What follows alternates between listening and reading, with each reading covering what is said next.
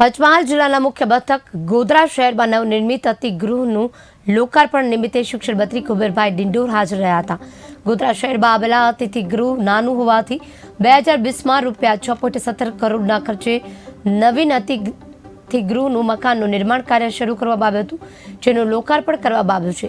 તેમણે બોર્ડની શરૂ થનારી પરીક્ષાઓને લઈને શુભકામનાઓ પાઠવી હતી। આ સાથે જ તેમને શિક્ષકો દ્વારા જે પોતાની માંગણીઓ કરવામાં આવી રહી છે તેને રૂટીન માંગ ગણાવી હતી।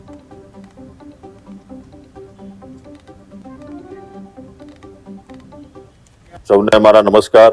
આજે અમારા પંચમહાલ જિલ્લાના મુખ્ય મથક ગોધરા મુકામે અદ્યતન સુવિધાથી સજ્જ એવું વિશ્રામ ગૃહ સ્ટેટ બજેટમાં 6 કરોડ ને 17 લાખમાં જે બન્યું છે। 4 વીઆઈપી રૂમ બન્યા છે, 4 બીજા એ છે ભોજન ખંડ અને સાથે સાથે સભાખંડ પણ વ્યવસ્થિત અહીંયા બનાવવામાં આવ્યો છે। અદ્યતન સુવિધાથી યુક્ત આ ગોધરામાં પહેલીવાર આજે સ્ટેટ આરએમબીના માધ્યમથી આજે બન્યું છે સર્કિટ હાઉસ, એનો લાભ આપણા બધાને મળશે અને સાથે સાથે આવનાર કોઈ મહેમાન હશે એમને પણ આનો લાભ મળશે। અને સાથે સાથે આજે આપણા બધાના માટે એક સૌભાગ્યનો દિવસ એ છે કે આપણા ગુજરાતના મૃદુ અને મુખ્યમંત્રી શ્રી ભૂપેન્દ્રભાઈ પટેલ સાહેબના હસ્તે આજે આપણી ગુજરાતની દીકરીઓ માટે, ગુજરાતની બાલિકાઓ માટે આજે નમો લક્ષ્મી યોજના પણ અમદાવાદથી આજે લોન્ચ કરી છે। સાથે સાથે નમો સરસ્વતી વિજ્ઞાન સાધના યોજના પણ આજે લોન્ચ થઈ છે।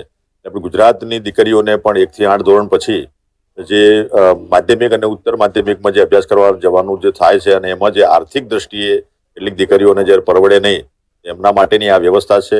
અને મોદી સાહેબનું જે સૂત્ર છે બેટી બચાવો બેટી પઢાઓ, એ સૂત્રને આગળ વધારતા આપણા સન્માન્ય ગુજરાતના મુખ્યમંત્રી શ્રી અને અમારા શિક્ષણ વિભાગ દ્વારા આજે આ યોજનાનું લોન્ચિંગ થયું છે। એ પણ આપણા બધા માટે આનંદની બાબત છે। સાથે સાથે HSC અને SSCની એક્ઝામ પરમ દિવસે શરૂ થાય છે।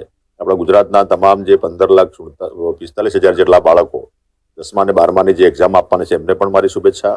સાથે સાથે હોળીનો તહેવાર આવે છે, હોળીની પણ શુભેચ્છા। અને પત્રકાર મિત્રો આપને બધાને પણ મારા તરફથી ઢેર સારી શુભેચ્છા।